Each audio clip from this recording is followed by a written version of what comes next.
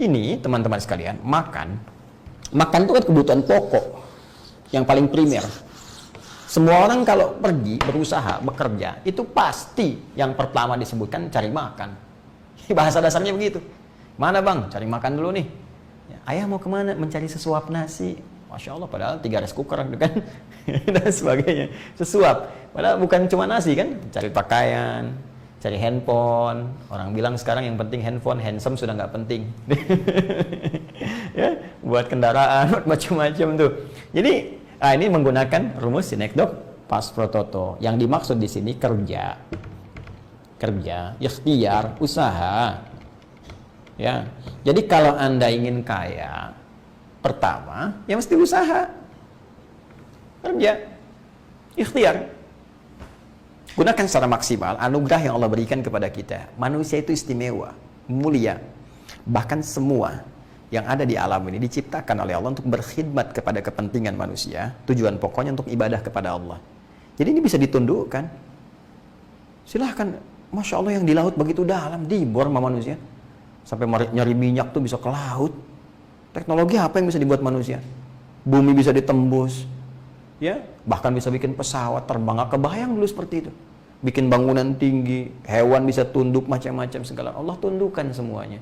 Jadi kita ini istimewa dari ujung kepala sampai ujung kaki. Di kepala kita ada pikiran, akal kita. Semakin akal itu diasah, semakin kuat, semakin tajam, semakin kreatif, semakin mudah berusaha, berkarya. Karena itu, sepanjang kita berikhtiar, mau usaha aja dapat rezeki. Mau usaha aja. Coba lihat teman-teman yang berusaha di pinggir jalan, di pengkolan. Ya, kadang-kadang modal nggak bawa apa-apa, cuman badan aja. Ya, maju.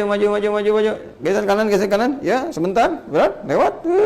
2.000, makasih Pak. 5.000, makasih Om. Dari Bapak besoknya jadi Om.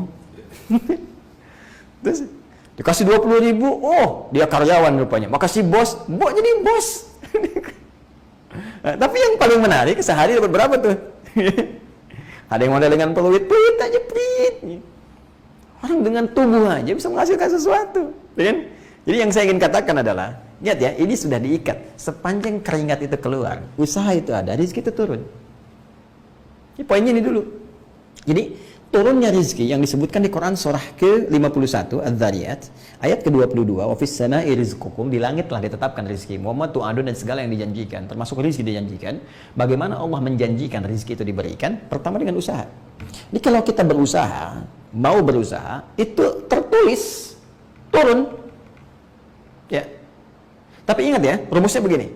Jangan langsung disimpulkan, begitu langsung usaha, otomatis turun saat itu. Belum tentu. Nanti Allah akan melihat, ya, melihat apakah dalam usaha ini ada semangat untuk mendekat kepada Allah.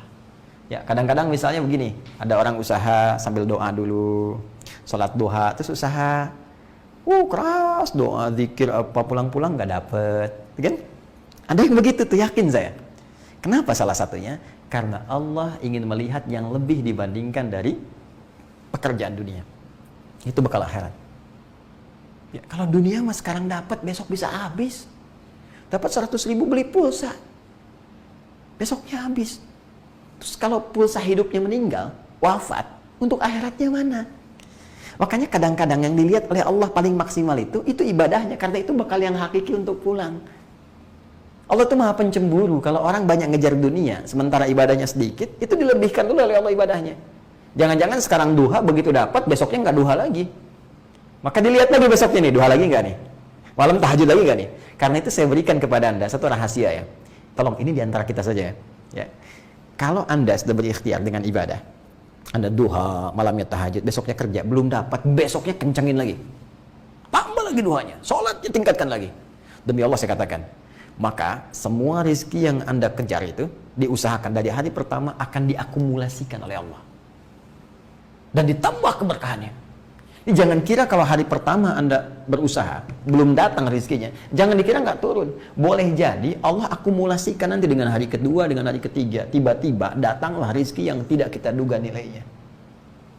Dan kadang-kadang manusia lupa kalau itu kumpulan dari pekerjaan dia dari hari pertama.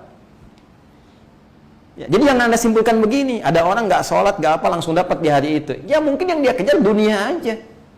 Keadilan Allah berlaku. Kamu nyari dunia, ya udah dunia. Akhirat gak dapat apa-apa. Baca lagi Qurannya. Quran surah kedua ayat 200. Wa minan nasi may yaqulu rabbana atina fid dunya wa ma lahu fil akhirati min khalaq. Ada sebagian manusia yang cuma nyari dunia, akhirat gak dia pikirin. Dia nggak peduli dengan mati, dia cuma takut dengan miskin. Yang penting kaya dunia. Besok ya gimana nanti? Kita balik, nanti gimana? Ya, wa minhum may yaqulu rabbana atina fid dunya hasanah wa fil akhirati hasanah wa qina adzabannar. Ada orang yang ingin seimbang. Dunianya oke, akhiratnya mantap. Karena itu dia sebelum kerja dia doa, ya, itu yang diimbangkan oleh Allah. Akhiratnya supaya abadi. Kaya dunia, akhirat juga mesti mewah. Jangan sampai kaya dunia, akhirat nestapa, itu tidak diinginkan. Allah itu maha kasih. Ya, begitu cara membacanya. Jelas ya? Jadi, apa yang harus kita lakukan? Pertama, ikhtiar, usaha. Ya, nanti saya rinci lagi di teori lain ya. Jadi, teman-teman yang bergabung nanti dengan ILC, nanti ada kelas spesifik ya, yang kelas usaha itu, ya, yang kelas bisnis. Nanti kita akan turunkan lagi, ya, bagaimana cara memahami ini, bagaimana cara lompatan ke sini, dapat rezeki seperti ini, bagaimana menyikapinya, terus percepatannya bagaimana. Nanti ada rahasia-rahasia, ya, seperti misalnya gini.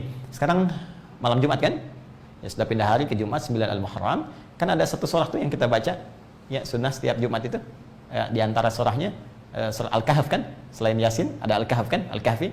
Coba lihat lagi surah Al-Kahfi, surah 18, ayat 87-nya.